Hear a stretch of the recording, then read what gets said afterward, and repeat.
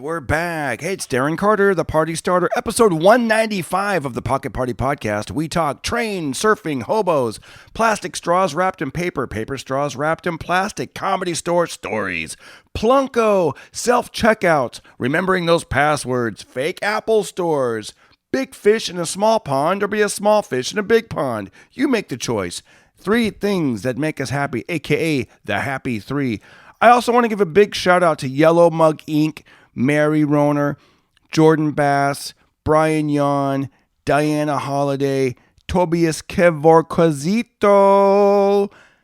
All you guys. Diana Holiday, I already said that. Diana Holiday. Troll Slater Inc., Yellow Mug Inc., everybody who supports the Pocket Party Podcast. You know how it is. You guys, with your financial donations, we love it. Leaving comments on YouTube, we love it. Sharing the episodes. All right, let's get into it. Now let's start that party in your ear holes. Pocket Party. And we're back, hey everybody. It's the second week of November. Can you believe it? The second week of November. I can't believe it. It's crazy. We're going to call Mike Black. Such a great episode last week. Go back and listen to it. A lot of requests to have him back on. It's Mike Black. I don't have time for your mind games, Darren. You call and then hang up and then call again. I know. Maybe he wants to talk, maybe he doesn't. Well, I realized I was calling you, but it wasn't being recorded. And I'm like, oh, let me just hang up real quick. What's the point of talking if it's not a podcast? God forbid you just talk to an old friend. I know, right? You just reach out to a buddy and say hi. Yeah, I know. It's got to be a show with Darren Carter all the time. Yeah. Sometimes it's nice to be off for a while, nice Darren. You don't have to always be on. I know. I was like, it rang once, and I was like, oh, I'm not even recording. It wasn't like it was a mistake. I forgot to hit record. It's, What'll the viewers think? What will they think? They're like, yeah.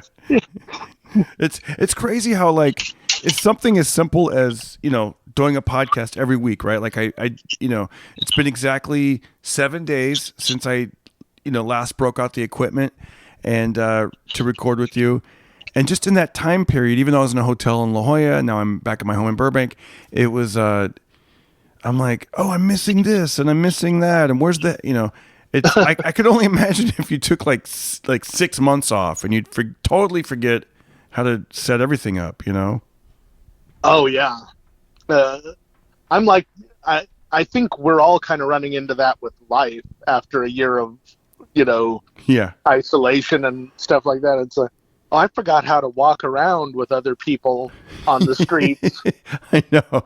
I'm used to being like the lone survivor that is walking the streets, Oh yeah, everybody hightailed it to other states, and there's Mike Black walking around LA still. Like, yeah, And now there's like a ton of people everywhere. I'm like, this is too many people. Oh my gosh, I went to. So last weekend I drove from LA to La Jolla, and the traffic situation. I knew what to expect. I left early, 11:30 in the morning, and sure. Yesterday, same thing. I left a little later, but I'm like, well, this time I'm not heading south. I'm heading east. It'll be better. And it was better at some points, but it wasn't.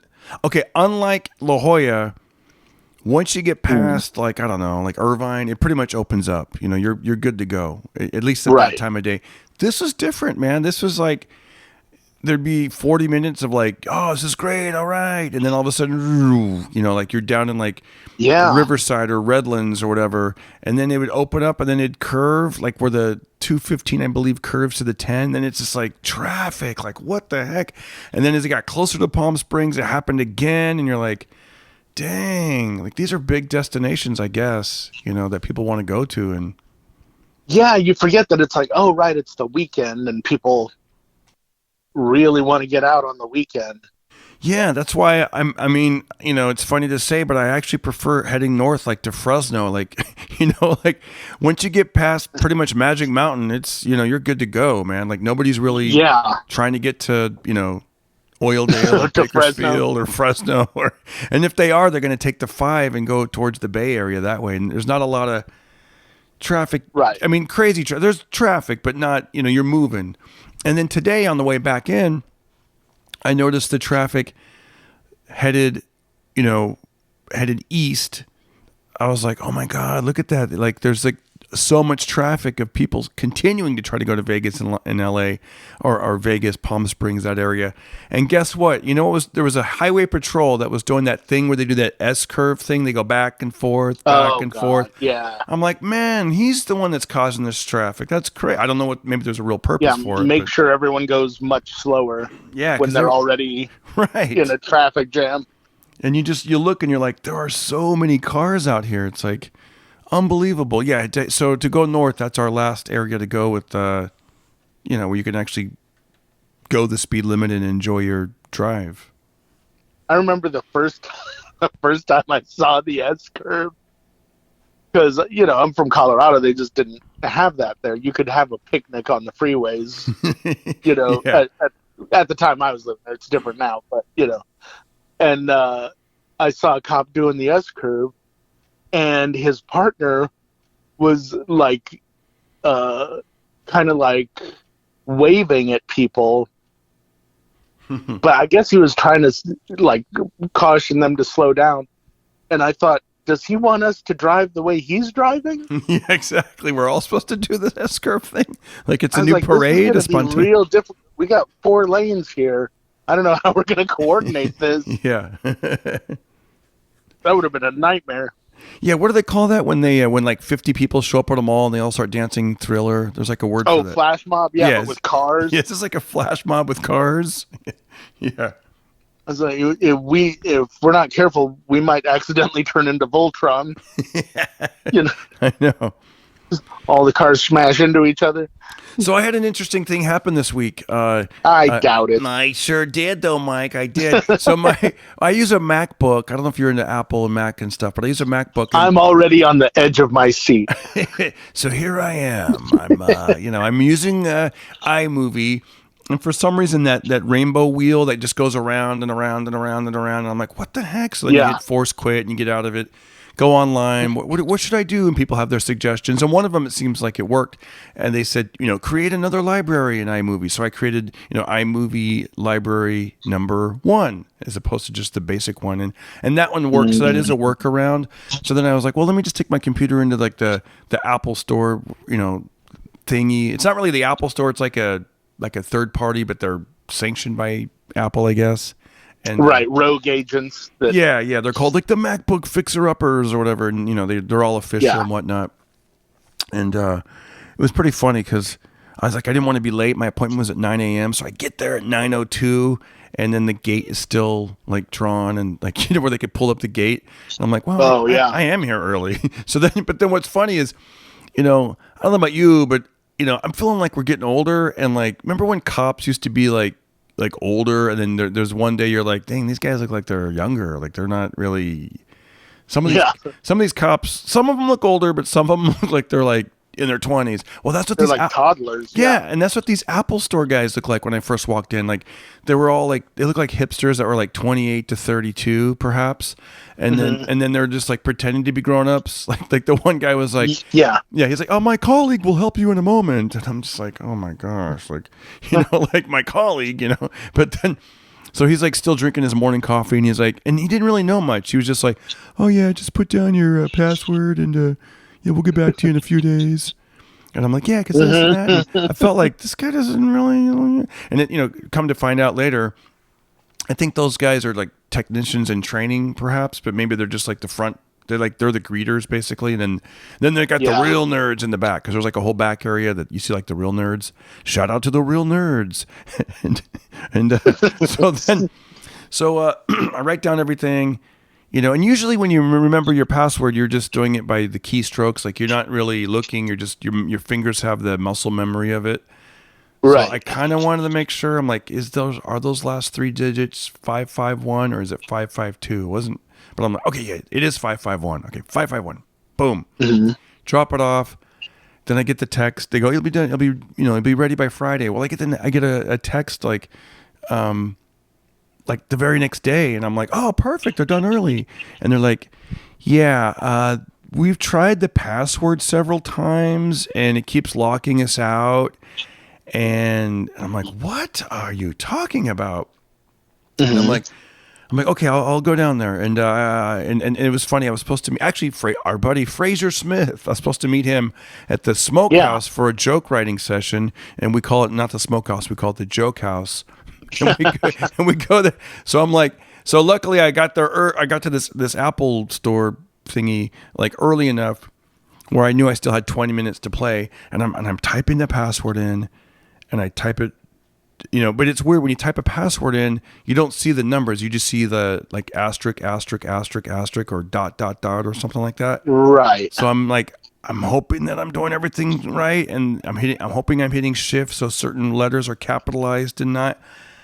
And guess what? It didn't open, and I was like, "Are you kidding me?" What? And then it said 15 minutes, and I'm like, 15 minutes. And now there's the pressure because I don't want to be late because I told Fraser, and then I'm like, okay. And then the lady, she sets her timer on her phone, and then the guy goes, no, it's a real 15 minutes. The quote unquote technician that was in the front, the technician in training. And then the lady goes, oh, it's real 15 minutes. And I'm like, oh my gosh, these people are as dumb as me. Like they're like, none of us know anything. So I'm like, yeah. What do they think a not real 15 minutes is? I don't know. The lady that that was there with her little timer on her iPhone, she was like, "Oh, it's a real 15-minute lockout. It's not just. It doesn't just say that." And then the other guy was like, "Yeah, it's like real 15 minutes." And none of the nerds were there. They're all in the back doing real work or whatever. These guys are just they're helping me with opening the password. And that wasn't even why I went there. I didn't go there because of the password. I went there for this iMovie thing. That's a nightmare. Yeah, so then I sure enough, the thing starts counting down, and it's at one point like 9 minutes, 8 minutes, and then the battery, then it just like the whole thing just shuts down because it's not plugged in, and I'm like, oh man, so I open it up, do it again. So finally, the 15 minutes go by, and I do it super duper slow. I'm like, okay, capital, next number, and I did it and it. Guess what? Ta-da! It opened. I'm like, and I'm thinking, I knew it was this. Why the fuck? Why did they even bring me down here? Like, this is the password, you guys. But I just that wasn't. You go ahead. No, it was just funny that you said why that, and you actually dropped an F-bomb. Like, why did you bring me down here? This is what's going on, you guys. You freaking guys. No. Yeah. I guess I like how your mind works on. I'm not gonna cuss here, but I'm gonna cuss here. Yeah, I know. But I'm not gonna cuss here. You know? You motherfuckers, guys, dog nabbit. No, yeah. How do you like the show so far? Pretty good, right? By the way, here I am acting with John Travolta in the movie Be Cool. Check it out. If you like the show and you want to show your support, every little bit helps. Go to DarrenCarter.com. I'm on PayPal or Venmo at Darren Carter Comic on Venmo. Also, I'm available on CAMEO and also the Cash App. All right, let's get back into the show. Oh, don't forget to like, subscribe, and share. So I'm like, because I don't want to it's not their fault. I'm not really mad. I'm just like frustrated. It's kind of their fault. Yeah, and also like, and then I'm thinking about, okay, it says 15 minutes, and then I'm texting Fraser like, hey, I'm at the computer store, and he's like, no problem, I'm in traffic, and I'm like, all right, so that luckily that worked out good, and I took a lap around the fake Apple store for a couple laps, and then I went outside just to breathe and like. I wish you would call it that when you talk to them. Is this the fake Apple store? Yeah, exactly. I know. And then, I mean, and to be honest with you, like, okay, so they did their thing, and then they keep texting you, and they never say like, good news, it's fixed. Texting. Yeah, they never say good news, it's fixed. They'll text you and ask you more questions. Have you done an update? Yes, did you do that? Yes, I did. Yeah. And then. Isn't that what they're supposed to be doing? I know. Troubleshooting. I know. All that it's stuff. like all they basically did that I can tell is they just basically like cleaned up my desktop and put it in a couple of folders. I don't know. And then they told, because I tried to open up iMovie and the thing's still spinning, but apparently they told me, they go, yeah, you need to just uninstall iMovie and then reinstall it again. So, and they're like, oh, can you guys do it for me? They're like, no, we can't do that for you. But they go, if you have any questions, you can call us. So you did nothing.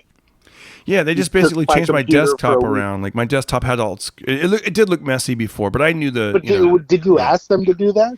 No, but I I'm not How married. much did they charge you, Darren? And I don't even want to know. I don't know. Have my wife pick up the computer, so I don't know. I would be very curious what they felt that was worth. I know, dude. You know, Everyone needs a Mike Black in their life.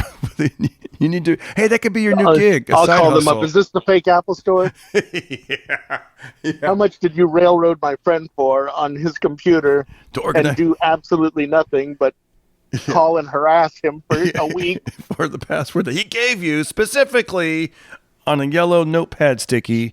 And yeah, man, it was. You owe him $8. Yeah, exactly. But they, the good news is it's, I didn't have to go to a real Apple store, I guess. I guess that's good news.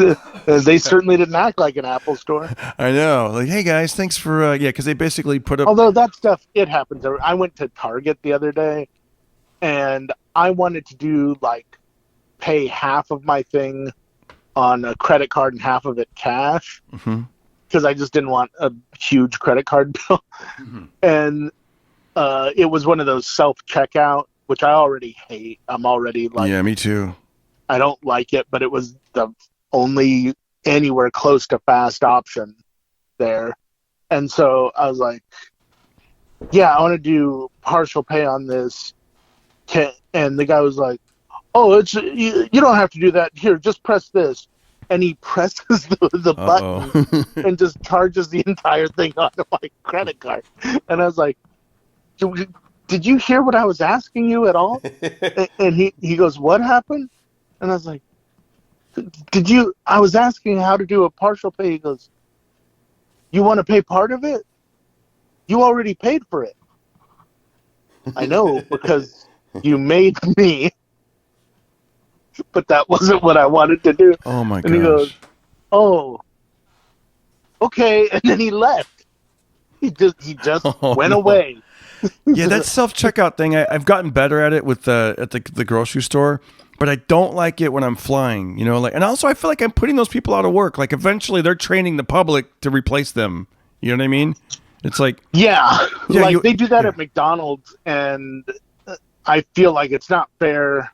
A, it's not fair that they're replacing them with robots. B, it's not fair that when you go to order from a human, they tell you, oh, go talk to the robot.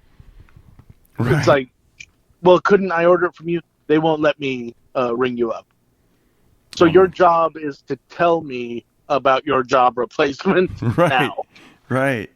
Yeah, when I went to when I go to Southwest Airlines or whatever, some of it you can get through pretty easy, right? Okay, here's my credit card. Beep, beep, beep. I'm not checking any. Okay, boop, boop, boop. But the part that I don't like doing is when they put the stickers that they spit out, and then you yourself have to wrap those around your bags.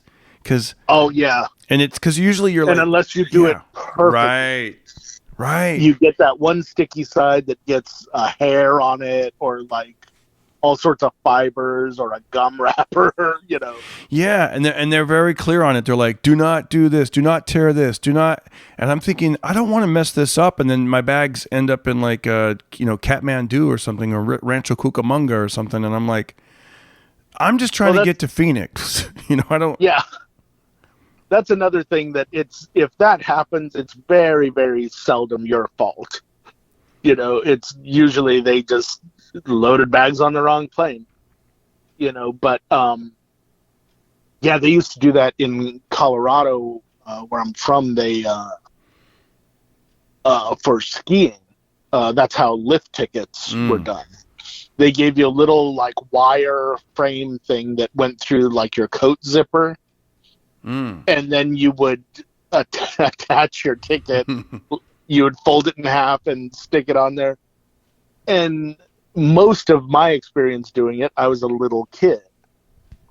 And they would be like, here, son, put, peel this and put it on there. And I would always screw it up. To the point usually where they would have to print it up again, which is a big hassle. But it was I would have half of it stuck one way and half of it the other, and I would try and fold it and hope that no one would notice, but it's a barcode, and so they need the whole thing. But as a little kid, you didn't know what a barcode was, Yeah. And then usually halfway through the day, I would someone else would help me with it and get it perfect, right? But it's still paper and ink on a mountainside, Yeah. and so eventually like snow would get on it, or I'd spill chili on it or something like that. And it would just look like crap by the end of the day and not work, Oh to man, the point where the employees would just go, just go, just get on the thing. that's kind of funny. I picture like kids that are like really accurate with snowball fighting. They're like, aim for the barcodes. Yeah. Like, We will ruin his whole day. We'll ruin his whole day. Yeah. Oh, here's a quick little travel hack that I like to do with that sticky part of off the luggage. Yeah. You know when you have your do not disturb sign on your hotel door, and you open the door, and then sometimes the wind or whatever or it's real flimsy, or part of it's torn off, and it'll just keep dropping. So sometimes I'll tear that luggage thing off, double tape it, like double two-sided tape, and I'll stick it to the door as well as hanging around the doorknob, and it seems to work. It works for the 4 days. Oh, that's smart. Yeah, it's kind of cool. It's like I feel like MacGyver when I'm out there. What did I used to do? I would stick it. I would have it like stuck out of the door. Like I would close the door on it. Oh, I see. Yeah, that's another good idea. Stick out. But like sometimes it works. Sometimes they'd be like, "Oh, I didn't know which side you meant." I know, that's why I didn't do that, because I always thought, well, it looks like it could be that one. I didn't. Then I remember what I did. I would fold it so that it would do it right. It was a lot of work, but I really didn't want to be disturbed. Right. And then here's another. Do you do this? Do you unplug the hotel phone? I don't know. I've never gotten that far. I should. A lot of times I've unplugged the hotel phone, because sometimes, every now and then, because I mean they have my cell number if they need to get a hold of me, but like they'll knock or whatever. But usually sometimes I've had the phone ring like, hi, this is the front desk. Just want to make sure everything is okay. And it's so annoying. Like if you're not prepared. It was. Yeah, it was until you woke me up. Yeah, exactly. It used to be. Somebody told me a way to if there's no iron in the hotel room, you can hang your clothes and make the bathroom super steamy, and then it'll kind of get those wrinkles out. Or you could call the front desk and ask for an iron. That's true. That's true. Yeah. Instead of living like some sort of weirdo, like hobo, a traveling hobo at the Motel 6. Hotel room. I know. Yeah. So somebody said that. Another thing I don't like is when there's also, if you're in a strange town, a lot of families will leave their pie on the windowsill to cool. You can just go by and grab it. I know. That is not a life hack. That is a crime. Yeah. That's what that is. I take a bandana, and I stick it on the end of a stick, and I travel. Yeah, exactly. And you learn the schedules of the trains, and you go at a nice walking pace. Don't go any faster. You might get your legs. You try and jump out down by the creek. That way you land in the water. Yeah, trailer for sale or rent. Did you ever see what was that movie with Lee Marvin? King of the North? No. Wow. Is that about that kind of thing? Yeah, he was a traveling hobo, and he would go from train car to train car, But what's his name? The old guy sounds like this. He was in the Dirty Dozen. Oh yeah, I can picture that. Ernest Borgnine. Ernest Borgnine plays like the train cop that's like following him all over the place. And there's a part in there where like Lee Marvin is hanging off the side of the train, and the like pistons are going right next to him, and he's holding onto a steel rail. And Ernest Borgnine throws this like chain with a big piece of steel down there, and it's bouncing off the ground and hitting him in the back while he's hanging on to it and stuff. And it was nuts, but it was an interesting movie. I love stuff like that. Have you ever heard of these guys that down in, I think it's like Central America or South America, they call it train surfing? That's basically what this was. Yeah, I think they get on top of the trains, and the trains go juku, juku, juku, and they're like up there, and they jump from car to car, and then that is a great way to get decapitated. I know, and then I guess it started happening in like New York. People started trying to do that in the subway system in New York.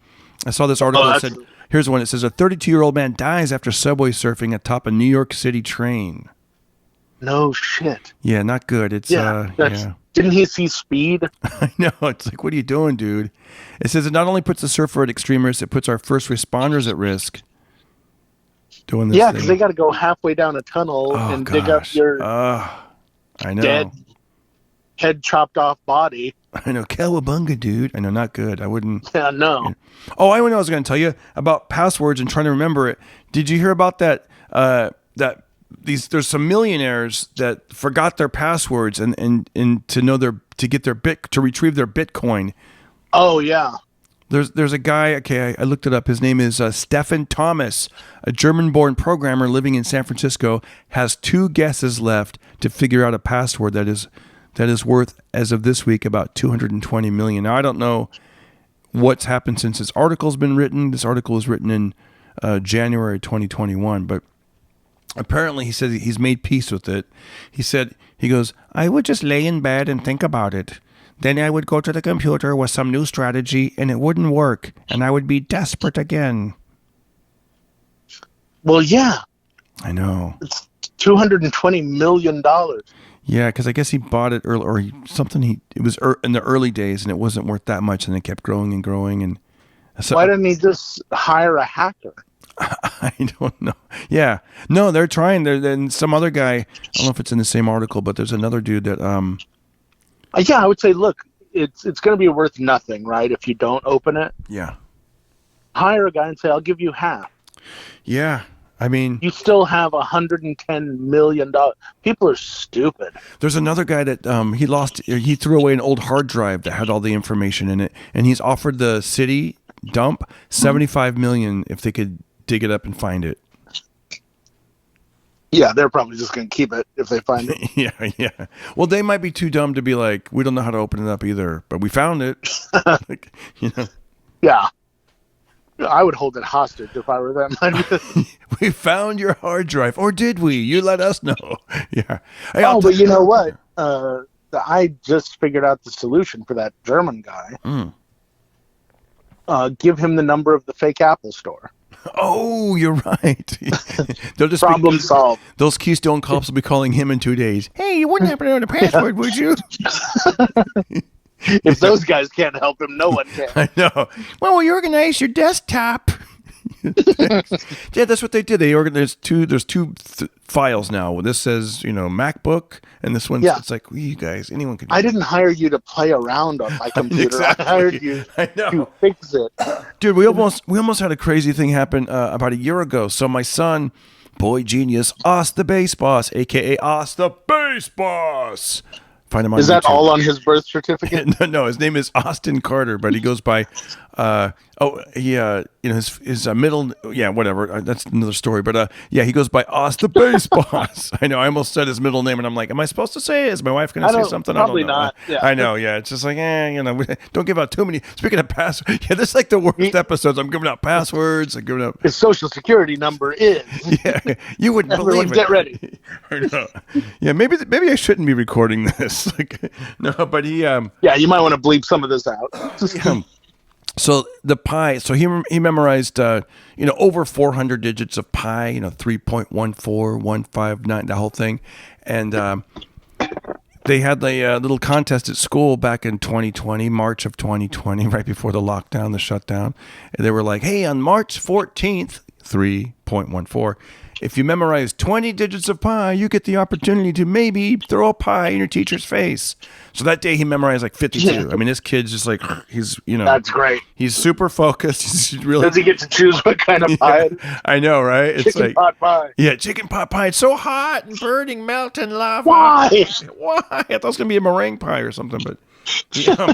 I should not have agreed to this. Yeah. Well, that was last. So it never happened, but he did get to, he performed the thing. And, but anyway, so his password, he thought it would be fun to make his, Apple, like iPad or whatever it was, password. I think he went all the way up to 100 digits or maybe 400 digits. And wow. Apparently you have to do it within a certain time or it locks you out. Oh no. Yeah. And so he was going 3, 1, 4, 1, 5, 9, 1, 2, 6, and then just on, and it wasn't and then he wasn't doing and under the 5 minutes or whatever they allot for you. And so it was like, you're locked out for 1 minute, and then 5 minutes, and then 15, etc. And then it was, well, and then eventually it just erases everything. yeah, exactly. And so that's why I wasn't there that day. I got there after all this had transpired, and it was, and it's weird because you type in the password, but it doesn't. I guess there wasn't an option to see what it was, because it was at asterisk or whatever. So then he had like 2 more chances, and he went to the back bedroom, and just really focused, and was able to unlock himself out of there and get the thing open again. But that was like, oh my gosh, man. I know. We even had a piece of paper, I think, like, or my wife did, like, to make sure, like, don't mess this up. This, it's like, because you got to make sure you don't mess up the order of the pie, and then yeah. Oh my gosh, I'm like, don't do that again. Scary. Yeah, my friend told me he has 3 different levels of password security. Like, he goes, I just have my basic one where he goes, if it's something I don't even care about, nothing's financial, not social, nothing, he'll just make it. You ever hear like one of those sentences that you didn't ever expect to hear in your life? Yeah, what's that? That someone told you, I have 3 levels of password security. I know, right? Yeah. What the hell, man? What if things come to? I know. I have 3 levels, bro. I got my main level, and it's just 1, 2, 3, 4, 5, 6, 7, 8. That's like level 1. Because they said that some of the easiest passwords is you write password or whatever, or you just like 1 through 8.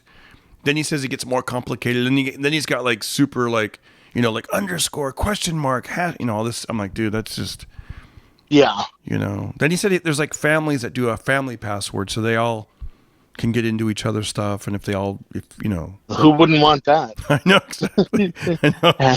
Have your entire family looking into everything you do. Like every interaction, everything, and gosh. Now when you mentioned Colorado, do you miss Colorado on some level? Like when you go back, or does it look the same, or is it changed? It has changed dramatically. A lot of my friends have moved, or they have their own families, other places and stuff. So when I go back to my hometown, I'm a stranger to pretty much everyone but my parents. I have like a handful of friends that are still in the area, like they may be in Denver or something like that, but that's about it. But all the buildings are pretty much the same, but they've added stuff here and there. And there are things that like I remember from the 80s, and now they're a different thing. Like the laser tag is now a Michaels or something like that, Oh yeah. And but like it's Aurora was always like just a good kind of like suburban slice of Americana sort of place to live, where like you could see the mountains. It was very clear. The weather was like all Colorado weather. It'd be like really hot 1 minute and then snowing the next. And so I like going there for just like the very sort of laid back sort of suburban atmosphere. But I'm honestly, even ever since I was a kid and first came to LA, it felt more like where I should be than Colorado. Yeah. Like they're real big on sports and on like that sort of stuff, and it was just stuff that never really appealed to me all that much. And I would go to Denver and I would feel a lot better. I guess basically I'm a city mouse more than a country mouse. Yeah. And Denver felt better, but it didn't feel great. But like when I came to LA or New York, I felt great. How far is Denver from Aurora? Not that far, maybe like 20 minutes. Oh, so you guys would like maybe like, hey, this Saturday we're going to go into Denver. Like you guys would take like a day trip there and do shopping. Yeah, exactly. And that's like cool. there's a real nice mall in downtown Denver called the 16th Street Mall, and it's all outdoors. And around Christmas time, when there's like snow on all the trees and stuff like that, it is a really cool looking city, and it's laid out very easy to get around in and everything, you know. And like, if I had stayed there, there was like the Comedy Works, and there was Comedy Sports, which was like improv and sketch comedy and stuff. There's plenty of stuff to do, but I just felt like there was even more stuff out here. Yeah. You know, and so it was like, I'm not knocking the people that made a go of it there, but it was just like, I felt like I wanted to try as many different kinds of entertainment as I could, you know. Yeah, I was talking to a comic last year that moved there. I forget his name. Really nice guy, and he has a podcast. He's from Wyoming. Do you know what I'm talking about? It's like a strange spelling of his name. That's why it's hard to remember. Not Brent. I don't remember his name. I'm sorry if you're listening, which you probably aren't, but I am sorry. I don't remember your name. But he seemed to like Denver a lot. Although he did say, he kind of made a joke like, if he ever has a fallout with Comedy Works, then he'll have to move to like Arizona or Austin or something, because I think that's kind of the problem with any of the smaller comedy scenes, or like local comedy scenes, is that yes, you can very easily become a big fish in a small pond, but if something goes wrong and you're kicked out of the pond, you have nowhere else to go. Yeah, because when it's going great, you're like, oh wow, they booked me to do Red Rocks, and I get to MC for this guy, and you know, and it's great because he has all big comedians on his podcast, because he's like, you know, MCing every week and featuring, and sometimes they'll throw him headlining nights and stuff. So yeah, but you're right. Well, I think for me, I'm kind of, I don't know, rough around the edges would be a nice way of putting it. But like, I eventually rub people the wrong way at some point or another. Like, you know, maybe not a big thing, but everyone has, you know, slights where they're like, people think they're mad at them, but they're not, you know? Yeah.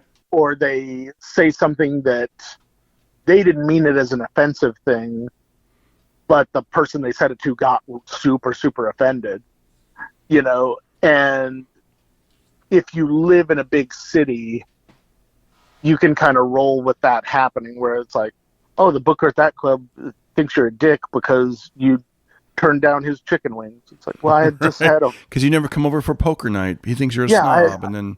I just had a full meal. I just I may have told this story in another episode, but I remember where I did something that was misconstrued. Luckily, we cleared it up right then and there. But I was about 20 years old, and I was thinking about, you know, my career in radio, and I worked at a radio station, and I was talking to like in radio. There's two main people. There's like the on the air personality. There's the morning drive, and then there's the afternoon drive. You know.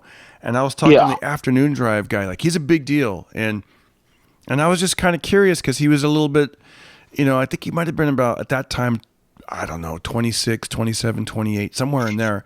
But I wanted to know, like, I was just kind of, you know, you're filling things out. Like I want to know how old he was. And so, and shout out to Rick McNeil, if you're listening. So I asked Rick, I said, what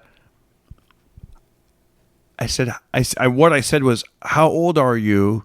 And I should have said, if I may ask, but I said, how old are you if I can ask? But when you run your words together, it sounds like, how old are you, fucking ass? and he goes, wait, what did you just say to me?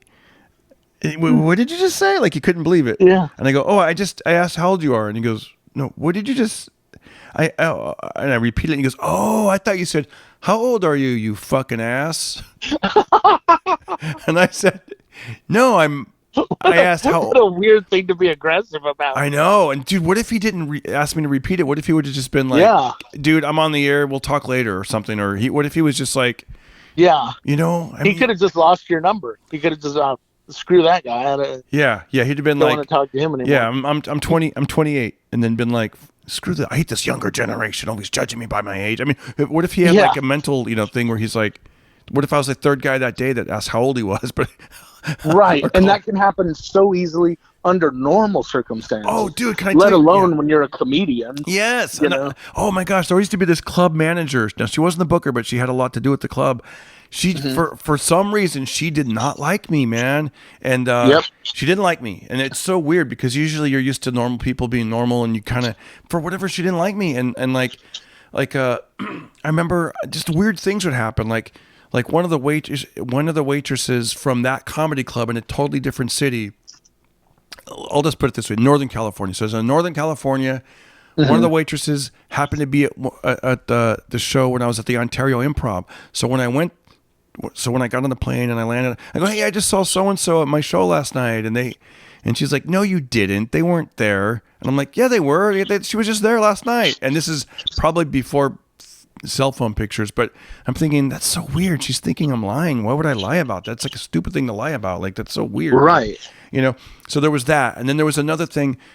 I remember like I went into so she took me to morning radio, and I usually would drink 2 shots of espresso, and you just slam those down real fast. You don't sit there and sip them.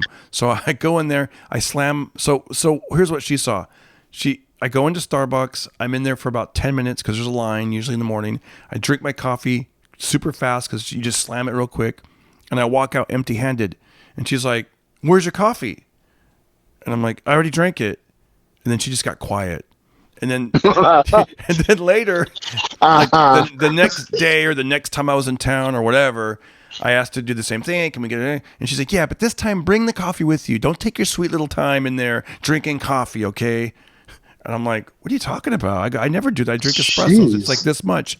And she's like, "No, last time you were in town, you made me wait in the car while you drank your coffee." And I'm like, "Oh my God, like this is." It was just that was another thing, and then this is this is back in the MySpace days. So this is how I know it was a long time ago. Yeah, I was kind of popular on there. I had like thousands and thousands of people, and then it just went away. But I remember there was a group that rented a limo. They drove all the way from San Jose to come see me, and because I remember it was like took 2 hours or whatever. And then she's like, "Your little group, they all want to sit together."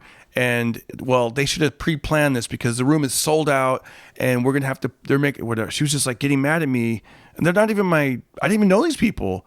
So there was that, and then I remember thinking like another incident that happened. I'm just thinking this is like the 4th one. I called the club and I said, "Hi, I do not need a ride. I'm gonna walk to the club because the hotel was. I didn't realize it was like literally across the street." So I walk across the street. I'm in the green room waiting for the show to start, and apparently, and then she comes huffing and puffing like 5 minutes. She goes, "There you are. I should have known it."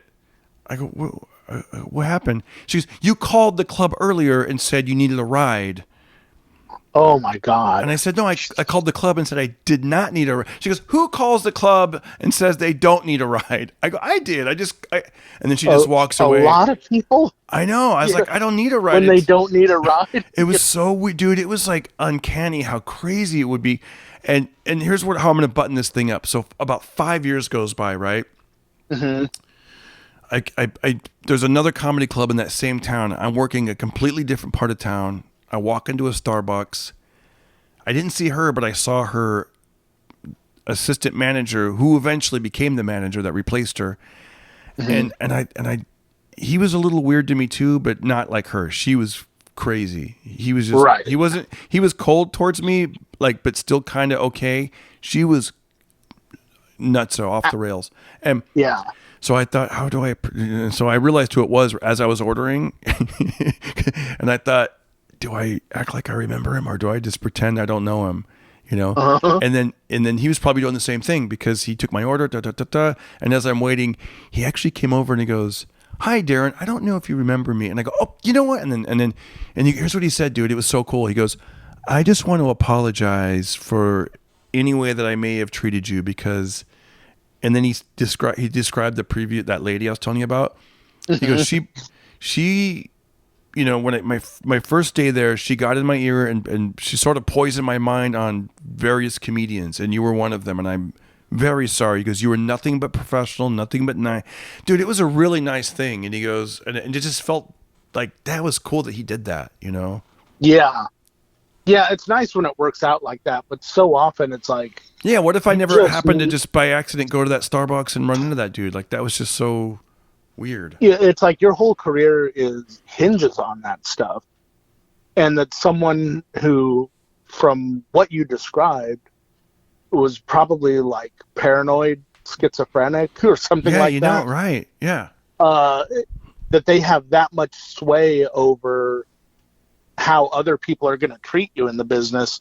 It's really unsettling when you think Dude, about it. it You was know, very unsettling to see how mean she could be to me and how over the top, I would say phony, she would be to like the morning DJs, for example. She'd right? be And like, well, like "How are and you like you said, guys? Oh this my god!" And then I'm like, "This chick is just bananas." Like, well, and like you said, this was 5 years later. How many jobs did you miss out on I know, because right? of her craziness? You know, I know. It's crazy. ugh, I yeah. know, right? It's like, but you're And it right. happens all the time. And like, yeah. But now imagine that in like a small town where there's one Oh club. my gosh, you're right. And then, You're oh, just you're not doing comedy. I You know. have to get a different job. You know, Yeah, because you don't know that that's. And what if that's your first club that you got in with, and you're just thinking that they're all going to be like that? You know? yeah. Can you imagine? Just Yeah, you're stuck it's in some smaller town, and that's like, and it's like, and comics are kind of like a knitting circle. You can get a bad reputation so easily over nothing. I You like that, know, a knitting circle. Oh, dude, I love the. Oh, can we do this? For anybody that missed it, I love the analogy you gave last week about plinko. I love that analogy about oh, Plunko. plunko.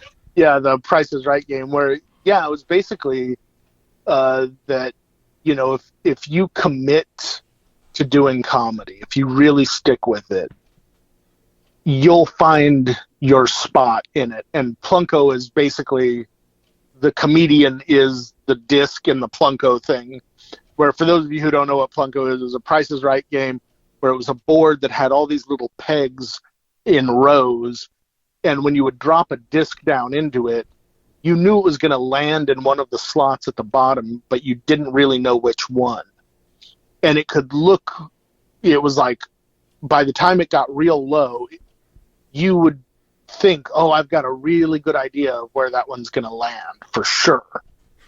But Yeah. it would still be way off. It would still like move over completely. And, one of the prizes was like a sandwich, and another prize was like a brand new car, And I think a career in comedy is very much like that, in that if you stick with it and you're just not crazy or, Right. A murderer or something, if you can maintain professionalism, you're going to land in one of those slots.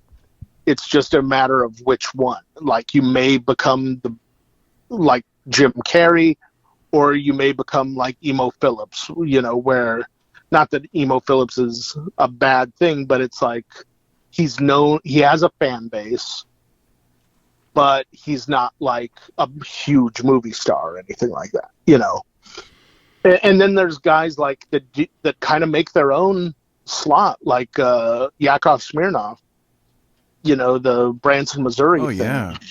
where like nobody saw that coming. Nobody would have thought that he would become like a number one tourist attraction in a town, but there it is, And that guy, I remember seeing him at Mitzi's memorial service. This is he's now like the king of Branson, Missouri. Yeah. He's outranks the mayor there, And as he far as does, and he does, I believe, 2 shows a day. And guess what? Or let's just let's just say they do 1 show a day, but he does. Right. I want to say it's 2 shows a day. And guess what? He does them in the morning, like 9 a.m. Yeah. and like 11 a.m. And Jimmy has Brogan the went rest out. of the day to kill. Yeah. I guarantee he has not picked up a check in that town ever. Right. Like anywhere he goes, people, oh, please let us buy you dinner. Let's buy you, Yeah, they get their early bird special, like all the buses of senior citizens. They load up. So That's one of the stops. Right. He rules the roost. He's like the number one thing going on in Branson, Missouri. When he was at Mitzi's memorial service, he came up to talk to us, and we were all sitting in the main room, the main showroom there. And he goes, when I got to America, it was me and my dad, and we were doing construction to make ends meet so that I could pursue stand-up comedy. And he goes, Mitzi saw what I was doing, and she believed in that I was funny, and that I could do something. And she spots only paid so much. In fact, then I don't think they paid at all even. But she was like, until you get on TV, you're going to need work. And so he goes, I'm very proud to say that because of Mitzi, all of the tables that you're sitting at, my father and I built. Wow. And he goes, and I know it's the same ones because I know our work. He was like, these are the same tables that I we believe built. it. I believe it. Yeah. Yeah. And you look at them and they're great, but it's like, but yeah, he definitely did that, So he started out doing odd jobs to stay in the country, and stay alive. And now he's like the king of Branson. So you really just don't know. Another great story from that night was Byron Allen, kicking it with Byron Allen. Yeah. I'm proud to say I've done his show like twice, I think, or maybe more than that. But yeah. Yeah, and he is low key one of the richest men in Hollywood. I know. And he got up to talk, and he said, he was like all the comics then were just kind of supporting the Comedy Store while it was getting off the ground and everything. And he said, Mitzi called him up one day and said, I need you to come by the store tomorrow, and I'll pay you to help me clean out the attic. And he goes, oh, okay. He's like, I was just willing to do whatever to be there, and kind of get in good with Mitzi. And he goes, are you going to turn this into a storeroom or something? She goes, no, I'm going to turn this into a showroom. And he goes, really? And she goes, yeah, the female comics are kind of stuck being the female comic on each show. And we have enough talent that I'm going to just turn this room into a place where it'll be an all-female lineup. And he was like, now you have to understand at that time that had never been done before.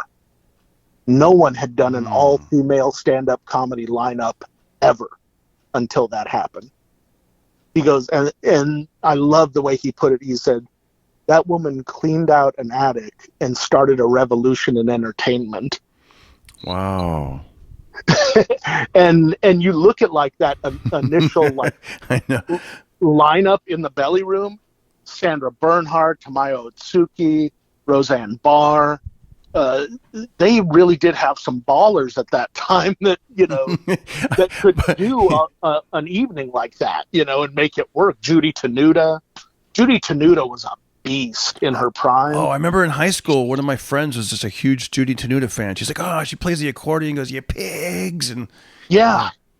Everyone I knew quoted her as much as they did Dice and like Sam Kinison and those guys. Do you remember who she used to date? No. You said his name earlier on the podcast. You're kidding. Did she date Emo Phillips? Yeah, absolutely. From what I heard, from what I understand. I could totally see that as this weird Addams Family-esque sort of couple. Yeah. I remember I saw them as a couple. I saw them together like in a strange town. Like I used to tour a lot like in the early 90s. I think I saw them in Boston or something, or wow. Somebody told me that and I was like, wow. I was lucky enough before the Friars Club closed. Me and Stephen Glickman got to work with her. She did like a comeback show, and it was so fun. And like when I called my parents to tell them, my mom was over the moon just that I'd met Judy Tenuta, let alone got to work with her. Yeah. And but yeah, I was like raised on all of that stuff, all the '80s like comedy. My brothers were about 10 years older than me. Well, 10 and 11 years older than me. And we had HBO, and they would like let me watch the comedy specials with them and stuff. And even before that, they would bring home like comedy albums and play them. And they were like, half of this is over his head. He's not going to get it. So what does it matter, you know? Mm-hmm. And so I would just listen to a ton of that stuff, you know. Man, that was oh wait, hold on. I just googled denying rumors that she ever married or dated comedian Emo Phillips. Tunita said, "Isn't it weird how rumors start? No, Emo and I used to do shows together." Okay, so maybe that's what it was. I did see them together. I don't want to like here's some old news from the 90s, but yeah, I did see them together, so maybe that's And what it was. they were doing it. Yeah, exactly. I know. Yeah, I remember seeing them together, and I was like, "Oh wow, that's crazy! They're a couple." That's what you just think, you know. Especially, you know, it's. I think a lot of times too, people see what they want to see. Yeah. Like people, I'm sure people saw them together and was like, "I bet they'd make a great couple." You Yeah, know? they're like both, you know, iconic comedy stars from, you know, like that era. You're like, whoa. Yeah. You know? Like that would have been a great sitcom to have those two as parents, you know. Yeah, I know. Right. I'm gonna go outside and mow the lawn. Yeah, and the mom's playing an accordion while the, Make sure you do the, you know, you edge the edges too, Emo, you pig. And then the kids are all normal. I remember her doing a really weird joke about, she goes, I had that dream where the Pope comes up to me and goes, "Hey, Judy, is there any chance you'd let me touch your Elvis velvet painting of Elvis that cries?" And I said, "Supper, Pope." It makes no sense, but it's hilarious. Oh man, listeners, Supper, Pope. Listeners, if you're interested, go check out a Weird Al Yankovic video that I'm in. I'm in a Weird Al Yankovic video with Emo Phillips. What? Yeah, I'm in this. There's a video called "All About the Pentiums." It's all about the Pentiums, baby. So you want to be a code cracker, slacker, something like hacker. Yeah. Wait, did you tell the guys at the Apple store that you were in this video? Dude, I should have. I should have The fake Apple store? Yeah, I know. Once we all remembered my password, which I already had written down, and because actually, after I figured it out, she goes, "Let me write that down." I go, "No, it's right here. It's already written down. It's on this little sticky pad. That's it. It that works." I gave you. Remember? I gave you. I swear to God, it works. And then I made the guy like try it to make sure that it wasn't just. It had to be like my fingers to input it, and you know, yeah, it was like. Oh, man. I hope you kind of humiliated him. Try it in front of everyone so that they all see Yeah, I know that it's a legit password. Yeah, I know. He got all slick with it though. He didn't do it like he didn't close the lid and do the password. He did a thing where he went to like system preferences, or then he went to somewhere other place and privacy and whatever. It's like, He sounds like a butthole. Dude, I remember when I first got a computer, I was just amazed with everything. My brother-in-law, that's what he does for a living. Like he's in the tech world, and you know how you can just like minimize a window. You just click that little thing, and the whole page goes and disappears. Then you press it again, and it blows up again. He would do that, and I'd be like, "How did you do that?" And he would just get a kick out of it. I'm like, "Don't do that again." You know, like Don't do that again. Yeah, I say don't do that. I'd say don't do that again because it freaked me out. I'm like, stop it. You know, like you're gonna like break sorcery. it. Yeah, I know. I was like, yeah, man. You're like the caveman that would have died. I know. Like, I don't want to use that wheel. It freaks me out. yeah, I know. Okay, so let's end the show on this. I want to say. You know, I sometimes I do words of wisdom. What is your pocket party podcast? What is your pocket sense to change your life or something like that? Some cheesy thing like that. But my new one, and I like this. This is. Oh, by the way, guys, if you want, there's an article they wrote about my comedy career in the podcast, and it was so cool. Mike Black is mentioned in the article, and find it on my Twitter timeline or my Facebook. You'll see it. It's out there. And wait, what is this? Oh, it's I didn't know about I think I sent you the article that you got a shout out. I don't read any of the stuff you send me. Oh, I'm like, yeah, they gave us a shout out about the Pocket Party podcast, and oh, that's great. Yeah, that's really cool. It's yeah, they mentioned like three. They only mentioned I mentioned all these different guests, and they only mentioned 3 of them, and you're one of them. So that was really cool. Oh, that's pretty fancy. That's right, getting you out there. So I want to say this: the 3 things that made me happy this week, and. One of them is this. As soon as we're done with this podcast, it's almost like I'm taking a trip back to the 80s. My son, who's in middle school, he's an 8th grader, the bass boss. he's meeting up with two of his friends, and we're all going to go to the mall. So I'm going to meet my wife at the mall. I'm going to meet them at the mall on a Saturday. I mean, it just sounds like something from the 80s. Saturday at a mall. So they're going to play.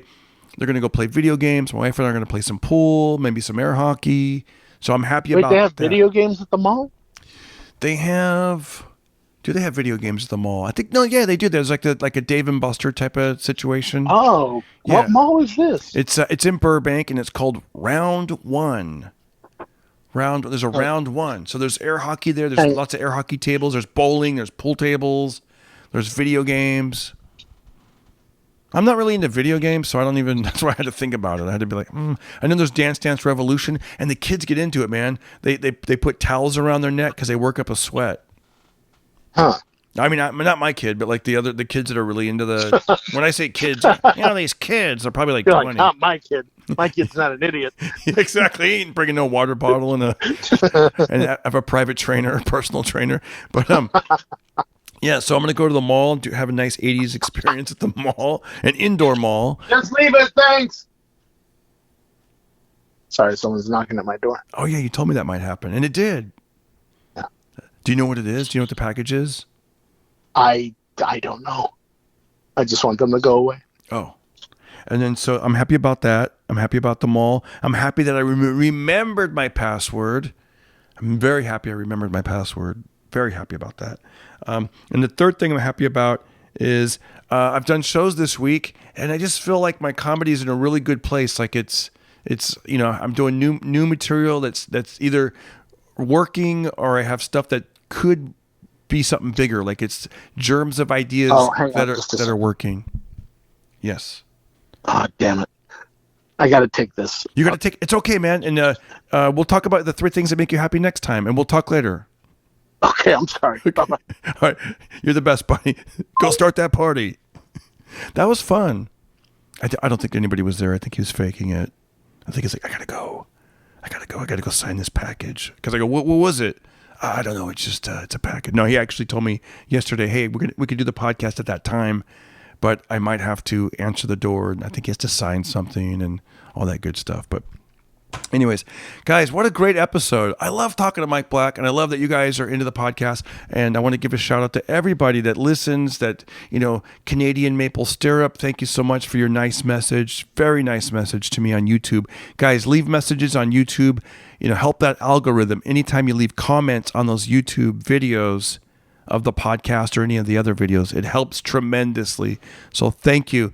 Guys, have a great day. We'll get back to you soon. And remember to keep starting that party in your ear holes. I think I can answer the phone. I think I can answer, and it still records. Is this Mike? Yeah, sorry about that, man. I just needed to clear something up with the guy real quick. Dude, we're still recording. That's so cool. I gave like a goodbye, and then I said that you're faking it, and then I said, no, he's not faking it. They're really... No, I'm really not. But no, Yeah. I desperately needed to talk to that guy, so I'm glad I took it. But yeah, and that ties into. Did you already do all 3 of your things? Yeah, I did my 3 things were the mall, remembering passwords, and that a lot of my new stuff is working, or at least if it's on the way to working. Like it might not be like a full formed bit, but I know there's something in there. And I'll give you one of them. I said I'm at an age now where if I don't like a song in a store, I'll just leave.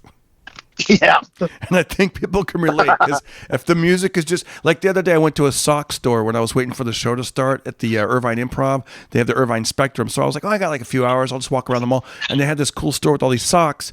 And after about the 3rd song that was all auto-tuned, that was just grating on my nerves, I was like, I basically took the socks that I was wearing, and I just marched myself out of there. I'm like, see ya.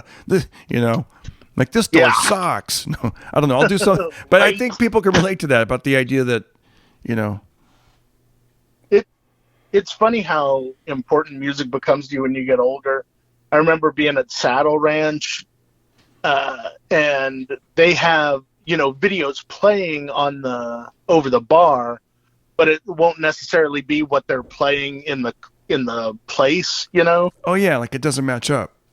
And this big dude, he looked like the wrestler Big John Studd. Yeah. Just this humongous lumberjack dude comes over right next to me and flags down the bartender, and the bartender, can I help you, sir? And he goes, you've got Meatloaf playing on that TV there, but I don't hear it. You might want to turn it up. And then he just sauntered off into the night. I was like, I would listen to him, sir. And he was like, yeah, I think I better. Yeah. I know. Like, I went to use the restroom at a Denny's on the way here today, driving in from Palm Springs. And I'm looking, the whole Denny's is full of senior citizens and families. And, I mean, it's people who've taken time to wait in line for 40 minutes at a Denny's. And the music that was pumping was auto-tuned and, like, just awful. And I'm thinking, who is this music for? Like, no one's into this stuff. Like, throw on some Coast or something. Throw on some hits from the 70s, 80s, and something. Don't go for the latest, like, annoying auto-tune rap song or whatever.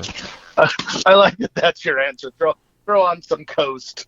Yeah. Well, no. Easy listening Coast. The other day, because I have Sirius XM, but when I'm in the parking garage, I lose the signal, so I usually put it on FM, and for some reason it ended up on Coast 103.5, and but it was kind of cool because I actually listened to like two songs, like a Billy Idol song, and then like I don't know, like another like throwback type feel good song. And then the third song was the crappy one, and they were like the new song from Adele.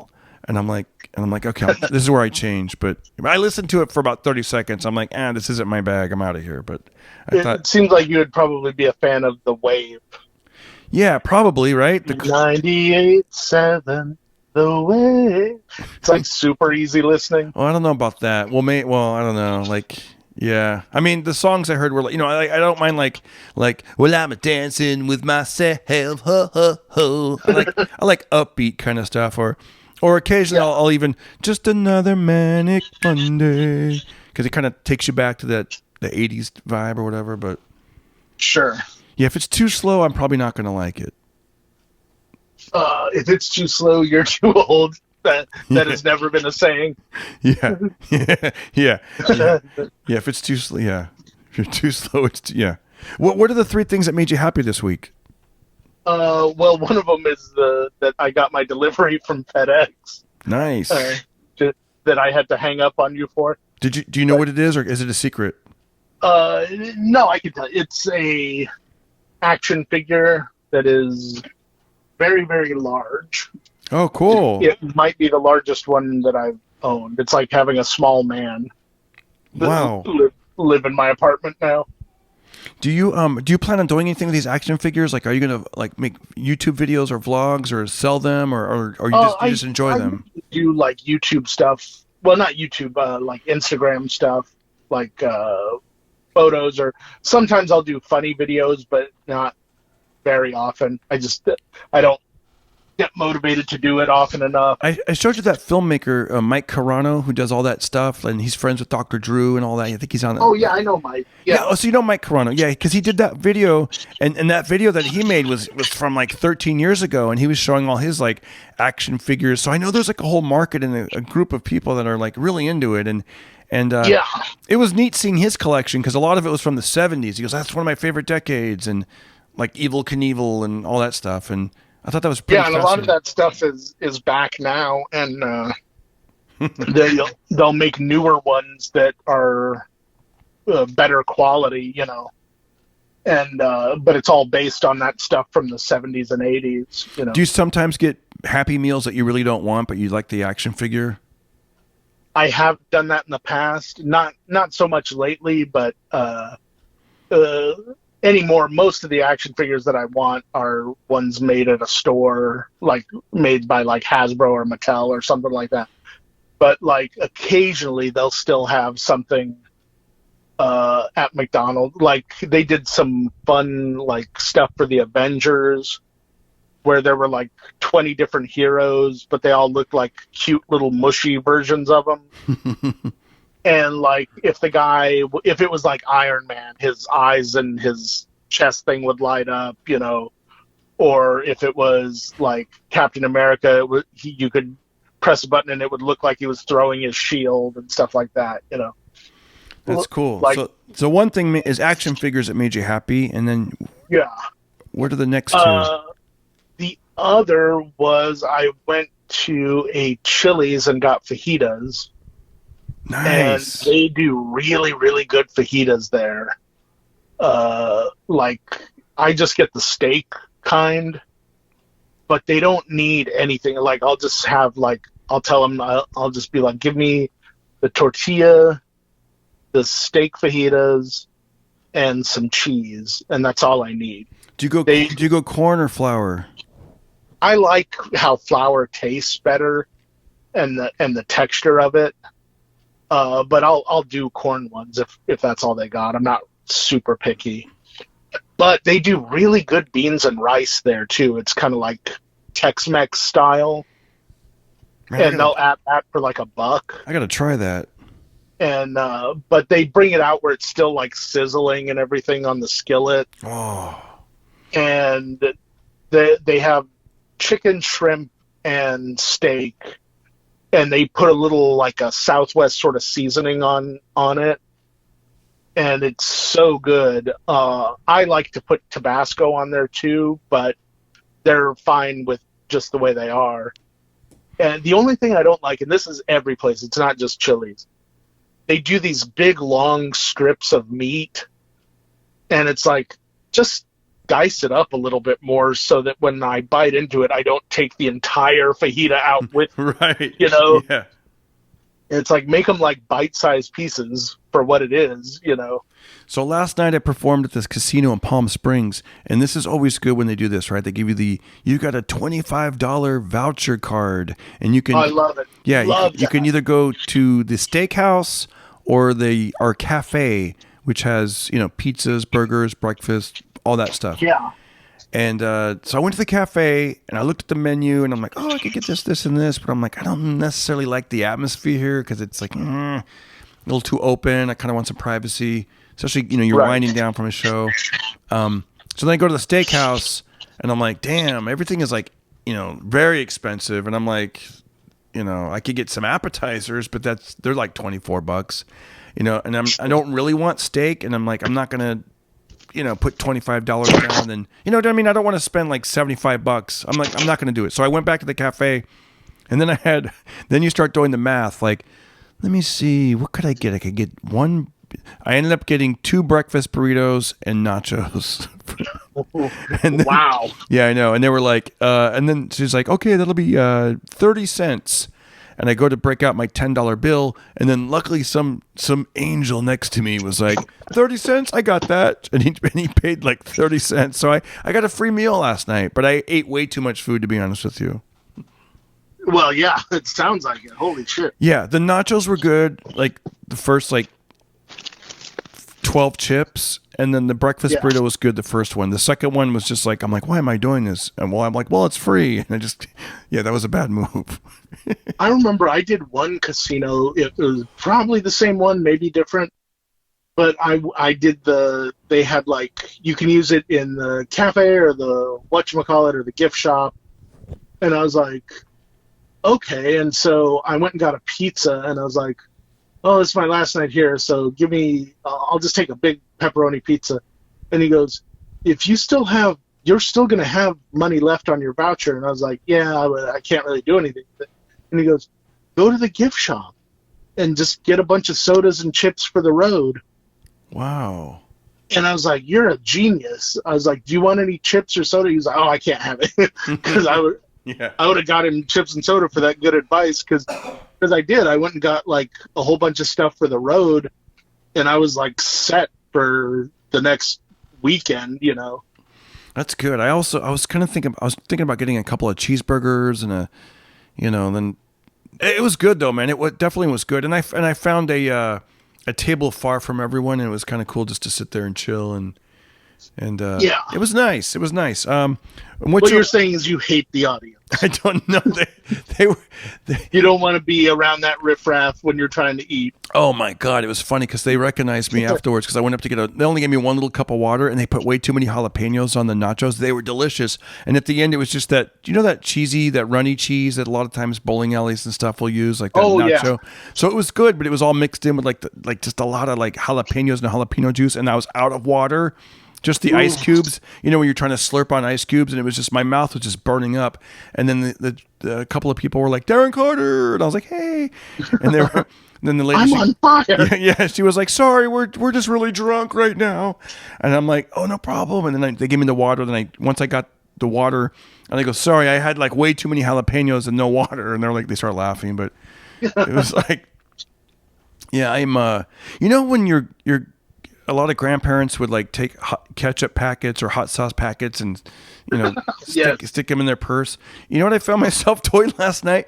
They had real live plastic straws. That's right, folks. No paper straw. They got so I grabbed about 6 of them, and so I can, if I'm in an emergency and I'm at a place that has these cardboard straws, I've got some nice good old fashioned plastic straws from an Indian reservation.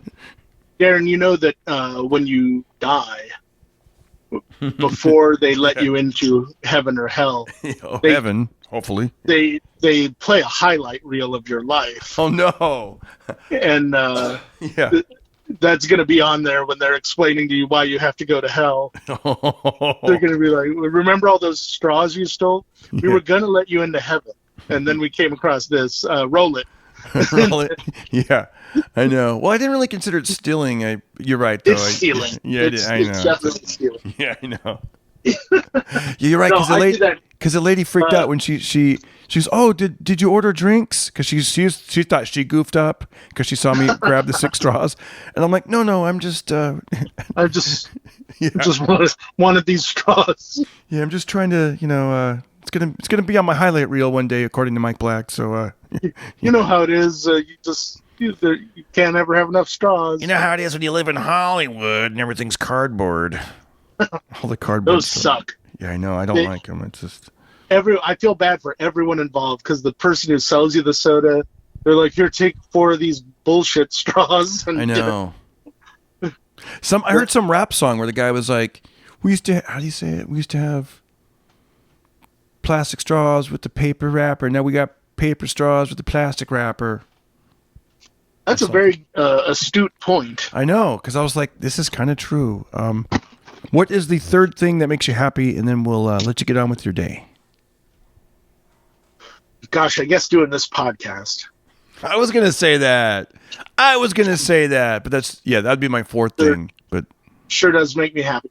No, I'm kidding. That would never be one of the things. Ooh, burn! You're lucky you don't live in a small town, boy. With that, yeah, exactly. Like, you'd be kicked out of my pond. Your career is over. You're off this pond, bro. They're gonna show that on my highlight reel. Remember when you dished out that sick burn to Darren Carter? When you said, "What are the 3 things that make you happy?" and you said, "Hanging the fuck up." Whoa! Is that 3 things? Yeah. And that's why you're both going to hell. Yeah, but we can do an episode there. No. Yeah, exactly. Make 3 things that piss you off this week. No. Produced by the devil. It's the Darren Carter podcast. Oh no. Yeah. But no, I guess I just found out that a new season of Stranger Things is out now, and I love that show. And so I was like, oh, that's cool. I'll watch that. Oh, that's cool. Yeah, that's when you love a show and you find out that there's a whole season you can binge on and stuff. That's the best. It's like the simple things. Yeah. Okay. Well, that little sound was my phone about to die. Okay.